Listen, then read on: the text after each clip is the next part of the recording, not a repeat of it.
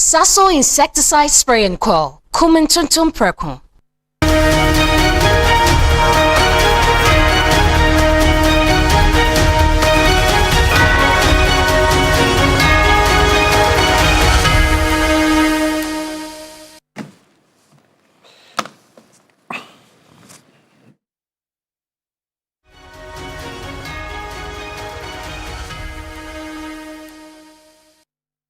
Hello and good evening. Welcome. This is Ghana Tonight. We're live from our news Abata Desawe Kanda, also live on TV3 Ghana on Facebook and on DSTV channel 279. We're all across the world on 3news.com.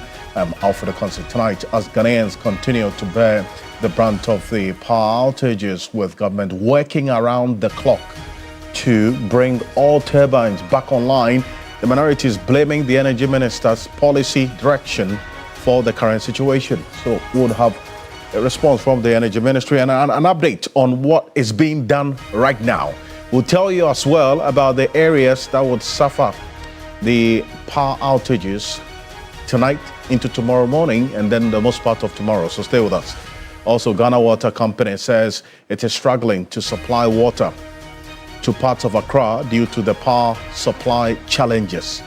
As a result of this fire outbreak, they are consumable. So we're going to look at this as well. So stay with us. The Ghana Federation of Labour has instructed its members nationwide to abstain from participating in the 2026 May Day celebration, citing what it describes as a series of breaches by the Trade Union Congress, TUC. Later this evening here on Ghana Tonight, government says it is implementing measures to address the continuous decline in oil production. Stay with us. The Public Interest and Accountability Committee, PIAC, have put out a report earlier. We're going to be hearing from them if what the minister is saying is convincing enough. We have just gotten notice of an arrest of illegal miners in the Etiwa forest. We've got some exclusive videos coming through just this evening, so stay with us. An integral part of the conversation. Let's hear from you. The hashtag we're using is Ghana Tonight on Facebook and on X. Let's get talking.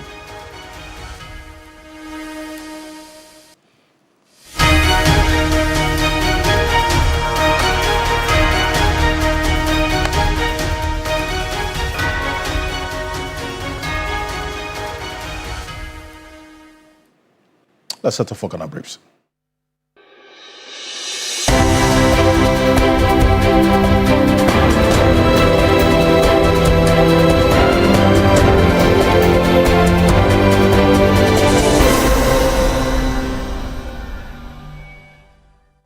Retired security officials, Captain retired Dr. Nyaho Tamaklu and Brigadier General Joseph Nunu Mensah are calling on government to intensify the crackdown on illegal mining. Speaking at a town hall meeting to reflect their past for the future, they explained that without a coordinated and forceful approach, the long-term cost of illegal mining, galamsey to the country, could be severe. We're not dealing with the problem. We are tinkering with the problem. We are wiping the problem up. We are not dealing with it. When people are threatening your life, your livelihood, we are all at risk. We are at the point of being killed. Declare martial law. Suspend the laws of the country and give them special power to deal with the problem. It will be dealt with. We are not doing that. They are destroying our natural resources because of few dollars or money that they will get. And government cannot deny it, that no other group apart from the military can solve this problem.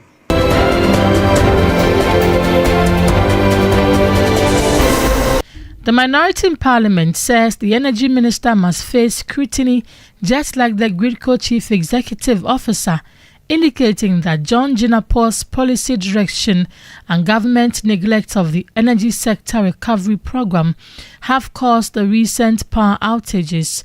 The deputy ranking on the Energy Committee is demanding payment of some $500 million owed to independent power producers and a comprehensive briefing on plans to resolve the crisis. Communities were living in darkness, not for hours, but for days. Industries were hemorrhaging losses. Cold stores were warming. Hospitals were straining on generators. That was the reality of Ghana's power sector before any incident at Akosombo. The problems of the sector is not only technical, it is financial. The Ministry of Finance announced last year that it had cleared all the debts to IPPs.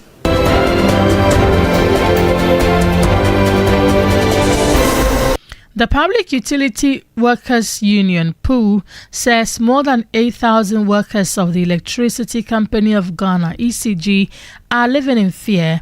Their concern follows accusations from some political actors who claim that ECG staff are deliberately sabotaging the nation's power supply. General Secretary of PU, Timothy Nyame, has warned that the issue may create industrial disharmony in the energy sector. Commentators are making those comments, and you see a vehicle that is on duty. When they attack it, when they vandalize it, when they attempt to harm our members, and you know one life is so dear when it comes to this industrial relation. These are the people who have sacrificed, they have applied to work, and you are giving them the work and they are doing the work.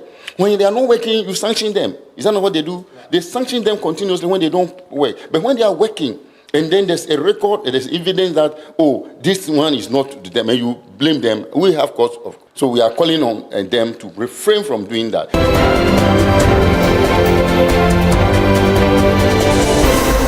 Marine artisanal canoe farmers have once again been exempted from the annual closed fishing season. The exemption, according to the Minister for Fisheries and Aquaculture, Emilia Arthur, is intended to protect livelihoods while ensuring an inclusive and balanced approach to fisheries management. However, industrial trawlers and semi-industrial vessels will observe 2 months and 1 month closed season respectively. The 2026 closed season program is to avoid undue economic hardship and unintended post-closure fishing pressure that undermines conservation gains, whilst considering the nutritional provision from canoe fishes, as 80% of the fish consumed in Ghana comes from canoe fishes, and 60% of Ghana's animal protein comes from fish.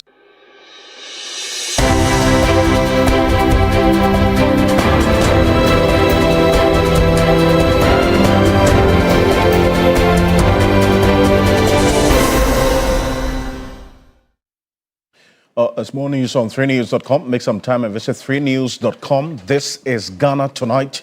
We're live on 3FM 92.7, also on TV3 Ghana on Facebook, and on DSTV channel 279. We're all across the world on 3news.com.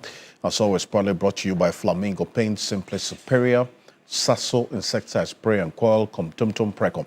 Coming up next on Ghana Tonight, the Ghana Federation of Labour instructs its members nationwide to abstain from participating in the 2026 May Day celebrations. That's what's coming up next. They are citing what it describes as a series of breaches by the Trade Union Congress. It's coming up next year on Ghana Tonight, and it's one that we've been following quite closely. The Ghana Federation of Labour is effectively instructing its members nationwide to abstain from participating in the 2026 May Day celebrations, citing what it described as a series of breaches by the Trade Union Congress. According to the Federation, from what we are reading now, a statement that has been attributed to its Deputy General Secretary, that is Kenneth Kumsin. We're going to put portions of the statement as has been ascribed to him, that in Ghana, a quote, according to Kenneth Kumsin, the Deputy General Secretary of the Ghana Federation of Labour, we have 180 trade unions, and the only platform that brings us together is organized labor. But the TUC happens to forget that 2003 Labour Act outlawed the monopoly it enjoyed under the 1965 Industrial Relations Act, which was a decree by Kwame Nkrumah. TUC still operates as if it still has that hegemony in existence On April 15, the organized labor leaders convened a meeting and invited TUC, but they boycotted the meeting. And the objective of the meeting was to review the program for the May Day, including speeches and statements that will be read. During last year's parade, a speech was read without us having an idea of the content, and we don't want that to happen again. That's the Ghana Federation of Labour. Reason why they say they're boycotting or having their members boycott any event during this May Day celebration. But TUC is the biggest labor union, but it is not the when they talk about the organized labor, they're a big part of it, an influential part of it, but it also encompasses other labor unions. And that's why the Ghana Federation of Labour say that they don't want to toe the line of the TUC if they are not coming together as one body to review, for instance, speeches. And here's where I bring in Austin Game. He is an experienced labor expert with international repute, a former minister, a former member of parliament, a trainer of trainers is joining us on Zoom. Good evening. Thank you for joining us, Mr. Game. Thank you, Nene. Perfect. Now, you've seen this statement as that's been ascribed to Kenneth Compson of the Ghana Federation of Labour. But look at the concerns. They say last year, TUC went to make a speech that did not represent them. And so they have decided. Mr. Game, I think we lost your image. So kindly, if you could take your finger off and let's... Hello? Is it okay now? No, it's not. We've lost you. So, it's perfect. Please leave it like this. Now, so how does this statement, strike you from the Ghana Federation of Labour? Thank you once again. Honestly, in response to the constitutional provisions of the 1992 Constitution, putting together the Labour Act 651, clearly we have pluralism in Ghana for trade unions. There's freedom of association. Both sides are my very good friends, and they know as a teacher I cannot help but than to educate properly. Under the Labour Act, there's freedom of association. Where the connection came to, you can find it under section 112, where the establishment of the National Tripartite Committee, and we, in the law, invited organized labor. All trade unions are trade unions. They have the freedom to form or to de-associate.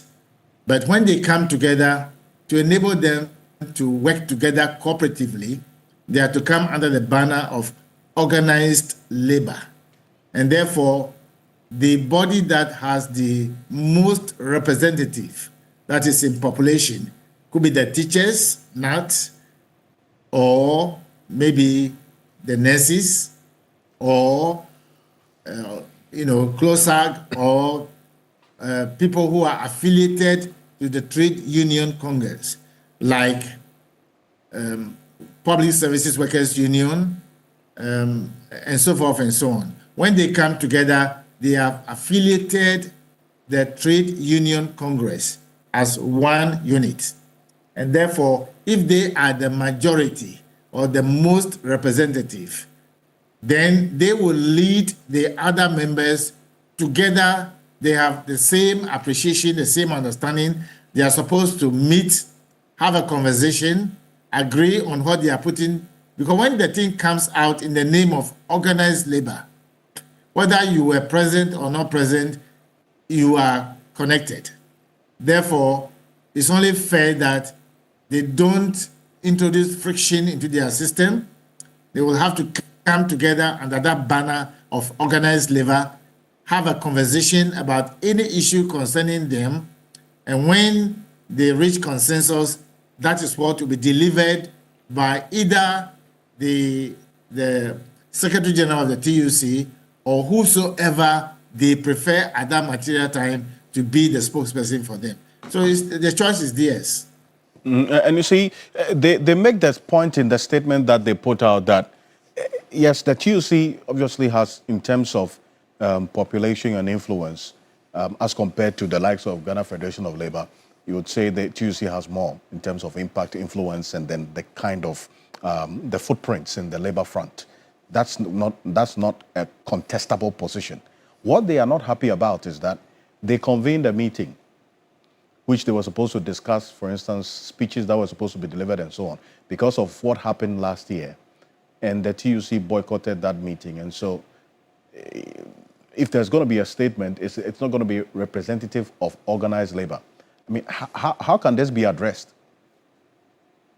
Well, if indeed all the people I know that come together to be federated as a Federation of Labor, not necessarily the Kumsin side alone. They have other people that join them together. They are quite a formidable body, and I think that it's only fair, even if they are two. The law says two can form a union. They are supposed to be invited to the meeting. They must have an input into the say, into whatever they want to say, but the delivery will be done by the arrowhead, being the Trade Union Congress. And at this material point in time, it will not be Trade Union Congress delivering. It will be organized labor. That is the rendition of the law.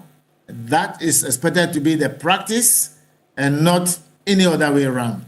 Indeed, some years ago, when NAT and NAGRAT were having the friction and their international, they ended up, I facilitated the process and we resolved, and that's how come they have been working together collaboratively.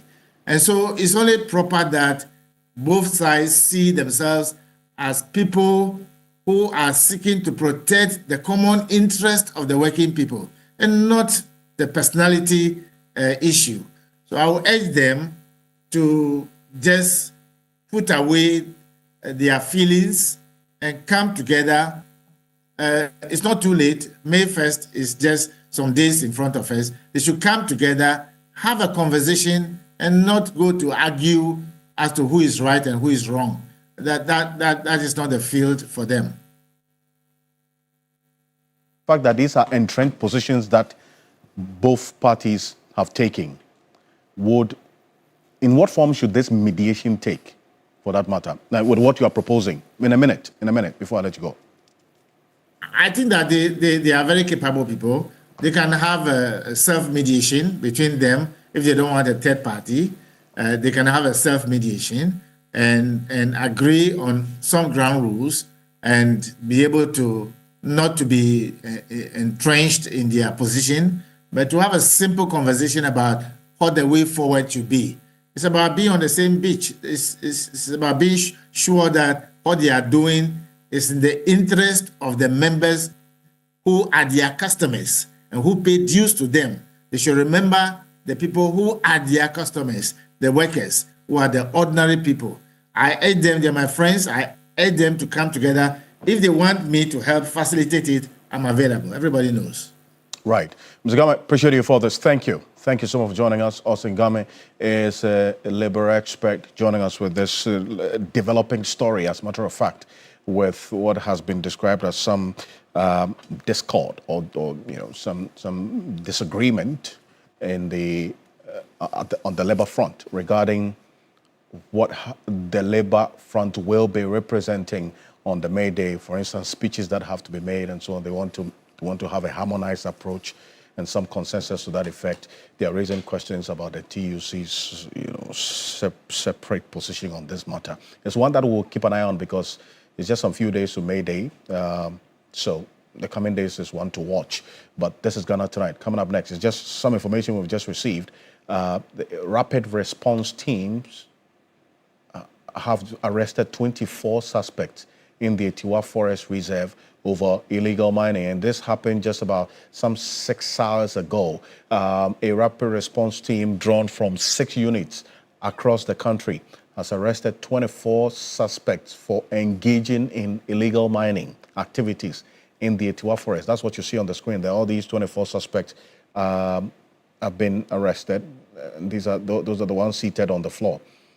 The suspects aged between 14 years old and 42 have been handed over to the police and are expected to face prosecution at the Chebi District Court.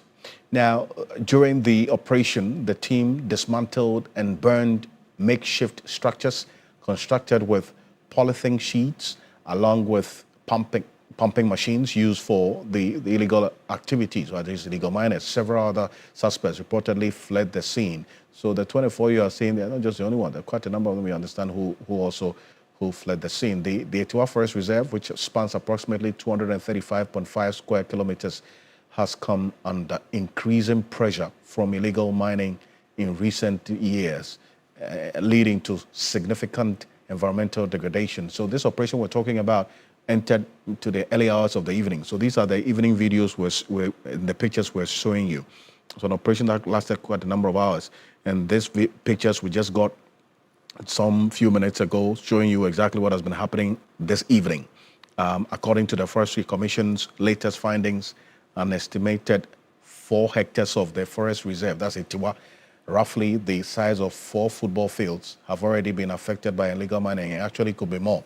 And here's why I bring in Daryl Bosu, who is the Deputy National Director of Outage Ghana. They have been doing quite some work in the Etiwa Forest, stationed there for many, many years. Daryl, I thank you for joining us. You had highlighted the increasing activities of illegal miners in the Etiwa Forest, and this is what we're hearing right now. 24 of them have been arrested, involved in this illegal mining. An instructive development, or you think is a tip of the iceberg from what you know? Good evening, Alfred. And then I think, yes, definitely we need to be very happy about this development, especially with the work of the rapid response team. I must say that, and you said it very rightly, that this is actually probably the tip of the iceberg, because there are several areas, where illegal miners have really taken, I would say, very, their presence is very active there. And there's another place called the Esikem area where also we have a lot of the miners working. The Sejimas area has been very problematic, and you can't believe that since as of March this year, there's already been over 100 arrests at that place by the Forestry Commission alone. But all this while the problem is that the police and also the courts have not been able to prosecute these people. So we believe that some of these people put on bail eventually find themselves going back to these areas and working. So I think that the pressure is mounting, and a lot of these miners still keep going back to the same area. And it only takes the effort of the rapid response team to really go back there and try to control the situation. But you see, that's why we think that the fight against Galamsey, government needs to really strengthen it, because these rapid response team need significant resources to be able to do the work they are doing. They also need to be resourced to be able to have permanent camps in these areas so that they can avert these encroachments once and for all. But for them to go and come back because they don't have resources to be stationed there permanently has become a problem. And I think that this action is very much welcome, and we need to see more of this. But you know this forest quite well. And looking at what we are just seeing, that these people have actually established camps in the forest. They've had makeshift structures in there, which is housing a number of them from the briefing that we got. And then also the activities now span about 6 football fields and more. That's the size of the forest, the Etiwa forest right now. But you know the extent of the destruction. Just give me a picture, a mental picture of what we are dealing with. Yes, Alfred. So I think that the thing is that these miners, like you said, they're going numbers sometimes over 100, and they go and stay in the forest. They pitch their tent and work day and night. The forestry team in Chebi have been doing their best, but this has not been enough, because you need to really have presence, some permanency, to be able to monitor and get these guys out.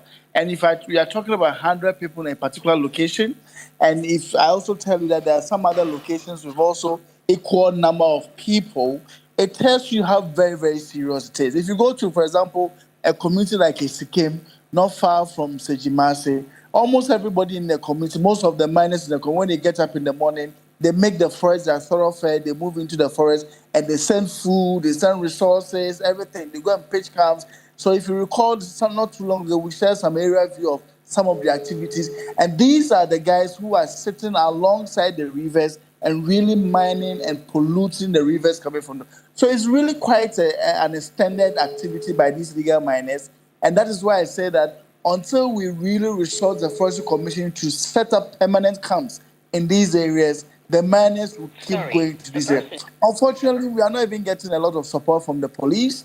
There's a district police command, there's a divisional, there's a district as well, but no one is supporting. And the only problem we face is that even when the Forestry Commission arrests these people, it takes them a long time, and the police just keep taking them to the courts and back and all of that. For over a year now, over 100 people arrested somewhere last year have still not been prosecuted.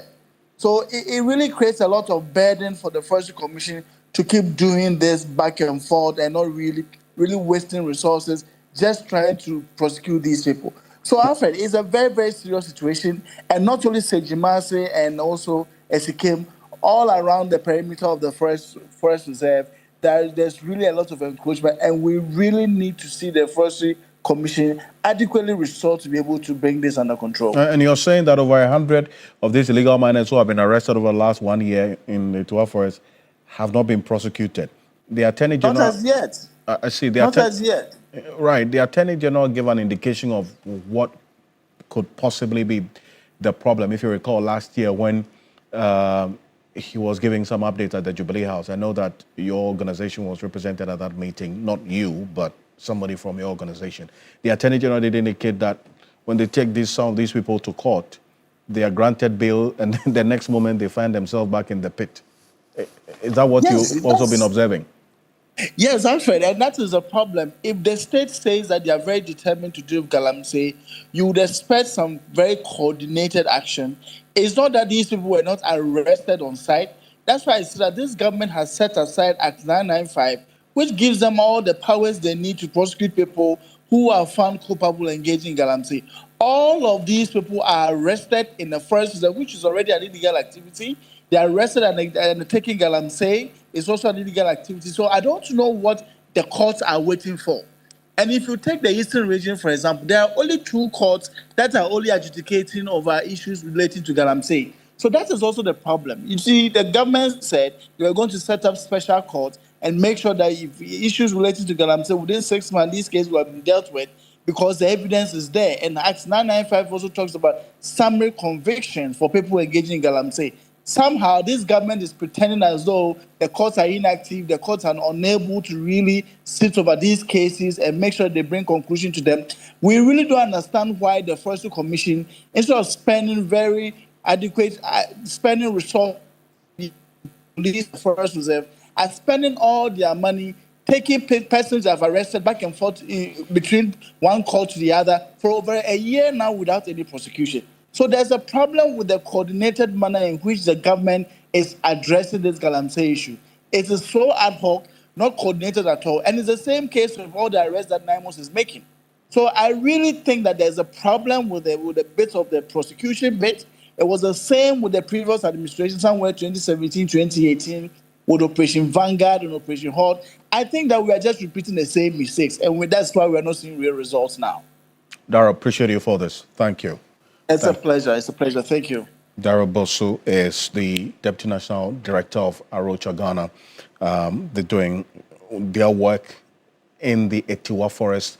What we're learning this evening is that 24 illegal miners have been arrested. They will be showing you the videos of these illegal miners. And according to Darrell, the small that's going on. It's one that we'll keep an eye on here on Ghana Tonight. Coming up next, government says it is implementing measures to address the continuous decline in oil production in the country.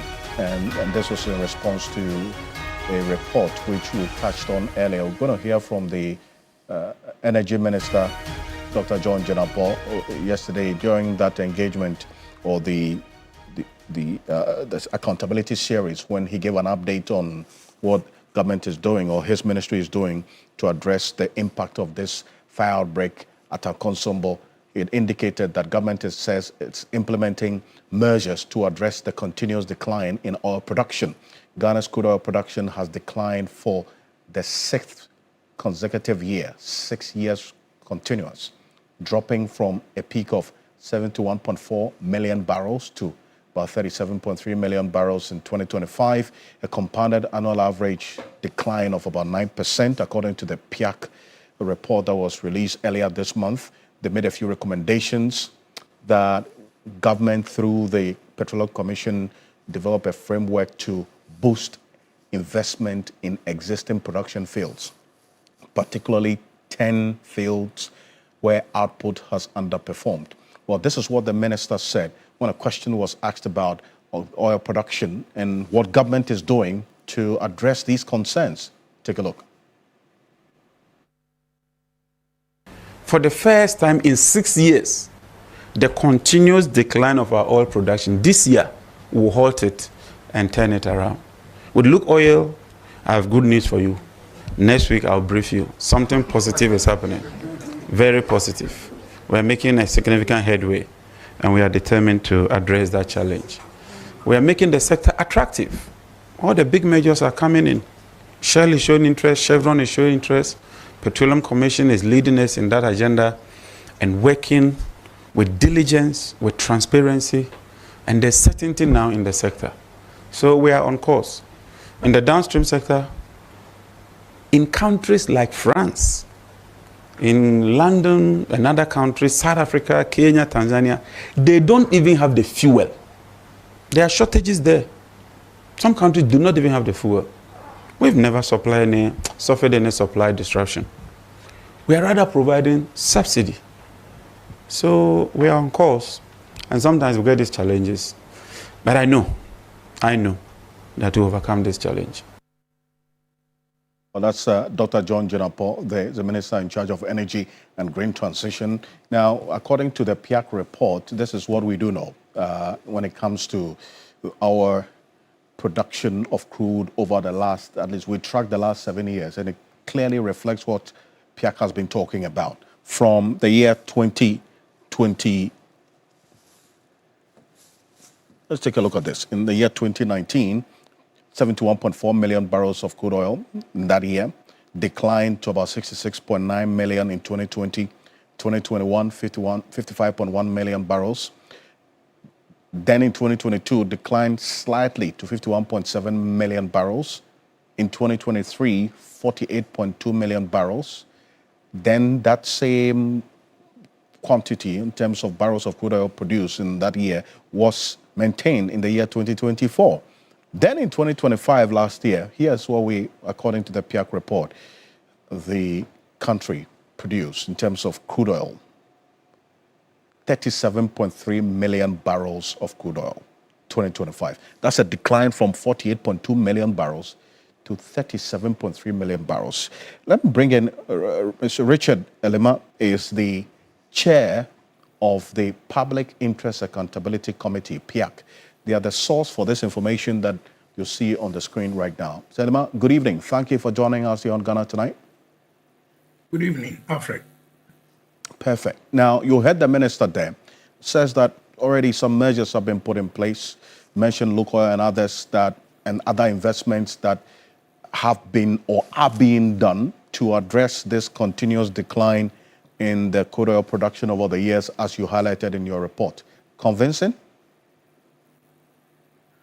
Well, not very convincing because we've heard this before. We've had assurances in the past. Remember last year when we met the president, he mentioned that the big players are all eager to come back to Ghana and participate in our oil industry. And some of these news ordinarily should give us some hope. But for us at PIAC, until we get them coming, signing petroleum agreements, and then working and then starting production, that is where I believe that is where the difference will matter. But for now, we'll take it at face value. It's an assurance from the minister, and that is good enough. But we want to see action. We want to see actual production. That is what will give us some hope that we can then stop the decline in our production. I see, but from where you sit, and based on what you heard the minister say, which you say that you want evidence, you want some practical reflection of that assurance. What has contributed to this continuous decline we've seen over the last 7 years? Well, there are three broad reasons. Number one is the natural decline. The Jubilee field, which contributes over 50% of our total oil production, is quite old. It came on stream in December 2010. So we are talking about a field that is about 15 years. And oil is a finite resource. The more you keep drilling, the more you keep producing, it's not going to fill up again. It will just be exhausted at a point. So it is not surprising that after 15 years, it has started declining. So that is the story of the Jubilee field. Then we have the 10 field, which is just about 10 years old. It held a lot of promise at the time it was discovered. But then, unfortunately, the geological makeup of the 10 field also makes it very difficult for us to get the oil that we think we can get. And that is the problem. So the first problem, the first reason for the decline is the natural decline that we are talking about. Then the second has to do with lack of investments in the sector. Since 2018, we haven't had any company coming into the country to sign any petroleum agreement. I think until last year, November, when an agreement was signed. So if for over 7 years, you have no investor coming in, signing an agreement and starting to produce, then obviously we can't add on to what we already have. So that was a problem. Now, the lack of investment in the sector itself is a factor of many things. One was some experts have raised questions about the petroleum, the EMP, the Exploration and Production Act 919. Some experts have raised questions that it is of no use at this moment. When you talk of contemporary, fiscal and legal regime in the oil and gas sector, that law is no longer relevant. We need to just update that law. We need to review it, especially the fiscal and regulatory issues in that law. Some have raised questions about our royalty rates. Some have raised questions about our corporate tax and other issues within the law. So we need to amend the law to make it more relevant to the current trend in the industry. Mind you, we have newly emerging oil countries like Ivory Coast, like Namibia, coming on stream, offering investors better deals than we are doing now. So we need to go back to the drawing board and look at our legal and fiscal arrangements. Otherwise, we will continue to experience the decline. And then another factor we also cannot ignore is the long-standing feud between the Ghana government and some international oil companies. And over here, we can particularly talk about the ENI versus the Ghana issue that went for international arbitration. It painted Ghana in a very bad light in the investment world. So it made it very difficult for any oil company that was interested to come to Ghana to come in and then do exploration. So that was also another reason. Then finally, the other set of reasons are purely technical, So there have been complaints about our block sizes, which are way too small as compared to the block sizes that Ivory Coast is offering. There is also a complaint about our data, the quality of the data that we offer investors, which they think is outdated. So all these factors have contributed ultimately to the decline in our production. Well, and I do appreciate you for this. And maybe in a minute, if you just tell me if what the minister said is not convincing, what do you want to see or what do you want to hear in terms of the specific interventions and investment to address this in a minute? If tomorrow morning I hear that an oil company has signed a petroleum agreement with government and has started working, that will give me some hope that at least the future is very bright. But till then, I can only tell Ghanaians that let's wait and see. You would rather adopt the wait and see approach to this? Yes. Yes. Because, as we talk, a number of companies have done some discoveries. Okay. There are some discoveries that have been done, but they haven't moved to the next phase, which is to do more of the commercial production. That, for me, the commercial production is what matters. It is not about, the investors coming in and expressing interest. Interest do not add up to production. It is the actual, production. It is the actual commercial production that will increase our total production for the year and then impact our revenues. So that is what we are interested in, not just expressions of interest. Well, thank you. Appreciate you for this. Thank you very much for joining us here on Ghana Tonight with your thoughts on this particular development and what's happening right now here on Ghana Tonight. And that is the chair of the Public Interest and Accountability Committee, Sir Richard Anima there. Thank you for joining us. And let's just stay a bit further on. I did indicate to you earlier about an update on the electricity situation. Well, we just got a notice. This was 2 hours ago, but there's been an update. Let's just establish the sequence. The Minister in charge of Energy and Green Transition, Dr. John Jenapop, put this out that I can confirm that earlier today, the third unit at Akosombo was successfully put into operation. This milestone will improve power generation and enhance supply reliability. It also reflects our continued commitment to maintaining a resilient power system. The technical team is currently working diligently to bring on the fourth unit. So we have a video of this third unit that was being moved. We're going to put that on the screen right now because there's been an update to this particular statement from the minister. When we put that video on the screen right now, it gives you an idea of what we're talking about as we speak. Now, this is what the minister just posted not too long ago. We'll put that video of the movement. And when just about some 30 minutes ago, the minister, Dr. John Jenapop, just put this out at 9:09 p.m., the fourth unit. So this one related to the third unit. This was 2 hours ago.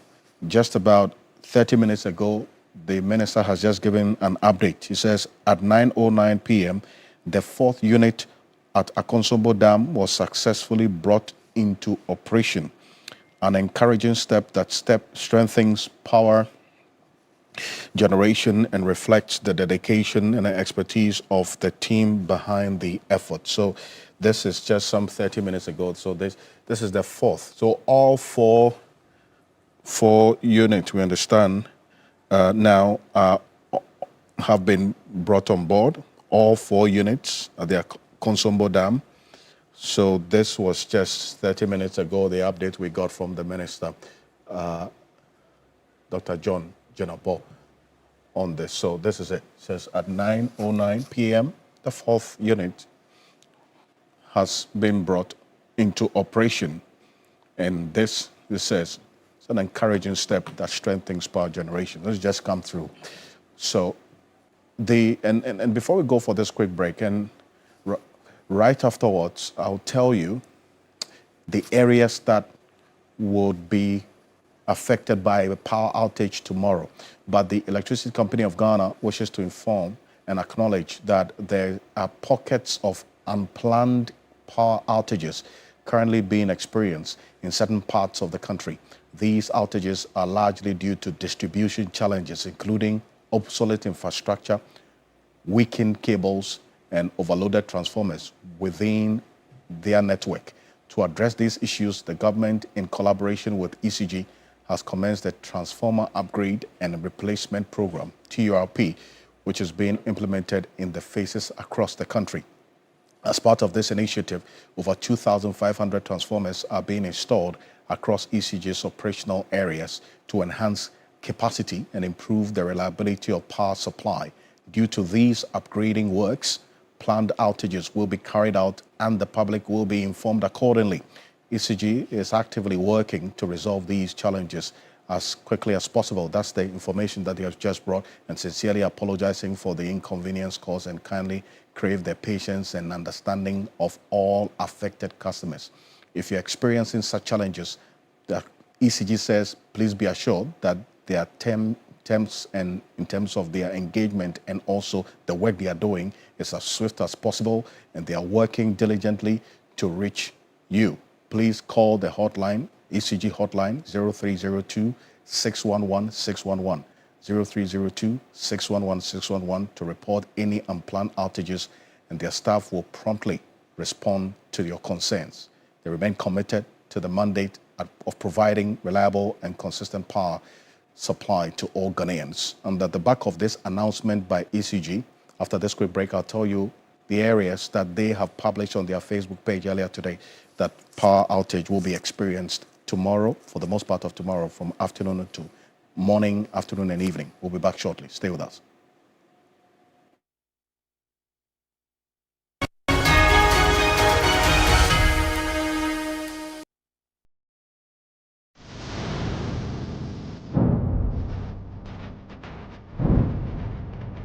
In a world full of noise, clarity matters. Stories shape us, ideas challenge us. An honest dialogue moves us forward. This is a space for depth, where voices are heard and perspectives matter. Conversations with Dr. Abnanya Kwasumini, coming soon on TV3.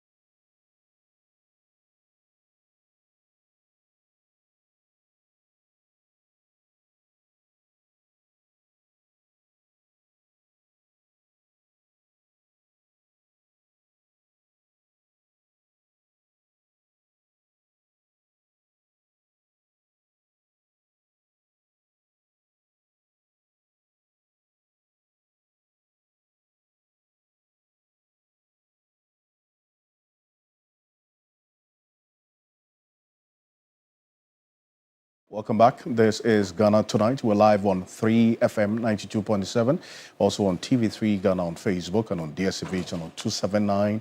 We're all across the world on 3news.com. As I did indicate to you, the Electricity Company of Ghana has put out this notice. You can find it on their Facebook page.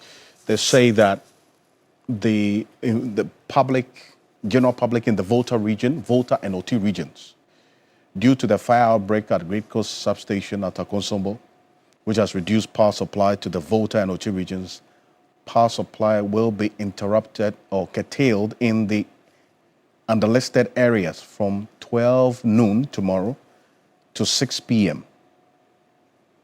That is the 29th of April, 2026.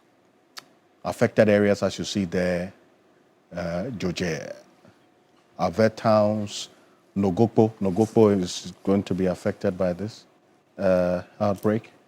That's I beg your pardon, the power outages as a result of the fire outbreak. Agbozome, you have Kleko as well, Weta towns, Task Corner, Afia Denigbe, and you have areas such as part of Ho Township, Wumenu, Agotime towns, Betoy, Agahome, Sarakope, Batume Junction, and quite a number of them. Ziope Township, all these areas will be affected. Dambaya as well, Bando, Toji, Domabim, Esukoko, and Toko, Perfect Township, and South Dai. Nelson Dafiame Post constituency, Peki as well will be affected and its surrounding areas. So that's for tomorrow between 12 noon and 6 p.m. And then from 6 p.m. to 12 midnight tomorrow at Didome Township, Akpenfo, all in the Volta and OT regions, at Didome Akpenfo, Mafi, Mepe, Dagome, Bato, Bando Technical, Basek, Bando Township, and all these areas, Aflao Township, cross-border towns, Tapa, Manya, Nive, all these areas will be affected as well. Fume, Golokwati, parts of Hohoi, Adaklo, Waya, Adaklo Sofa, all these areas will be affected. Parts of the Pando towns as well will be affected by this. And then,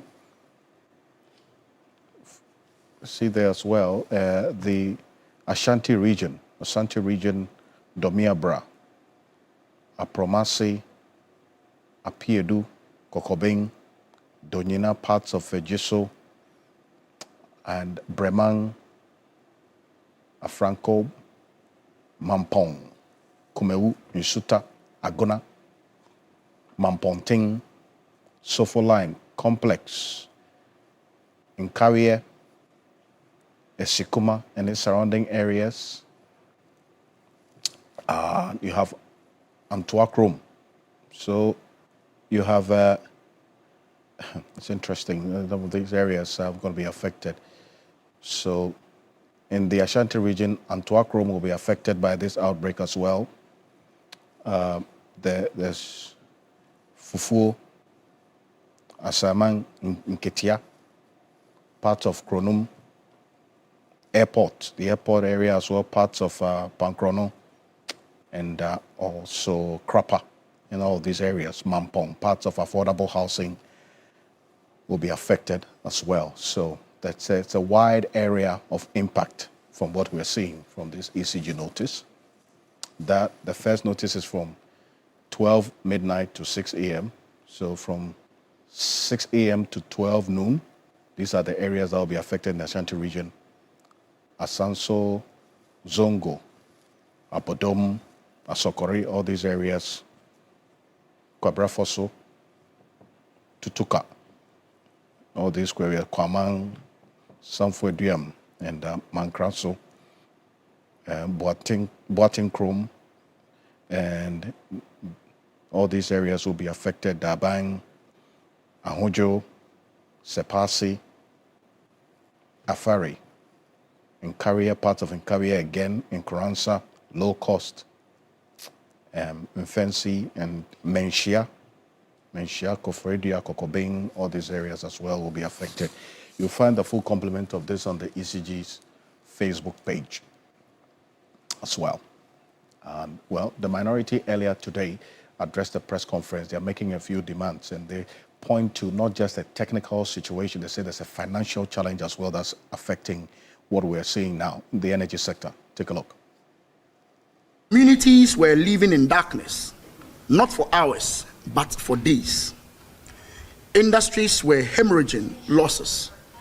Cold stores were warming. Hospitals were straining on generators. That was the reality of Ghana's power sector before any incident at Akosombo. The problems of the sector is not only technical, it is financial. The Ministry of Finance announced last year that it had cleared all the debts to IPPs. The government also credited itself with financial improvement at ECG. However, the data available to us is that government owes IPPs over $500 million and over $200 million to companies that supplied fuel for power generation. We call on the government to come clear on the financial situation in the sector, particularly after the imposition of the Dumso levy. The suspension of officials must not serve as a press release substitute for a genuine reckoning with the policy failures that has brought Ghana's energy sector to its knees. If any official is to face scrutiny, let that same scrutiny fall on the energy minister and on this president. You can find more of this on 3news.com. Make some time and visit 3news.com. On behalf of the rest of the team, we do appreciate your company. Join us same time tomorrow as well on the New Day team, 6 a.m. and Sunrise on 3FM 92.7, 6 a.m. as well. I am Alfred Okanse. Have a good night. Ghana Tonight.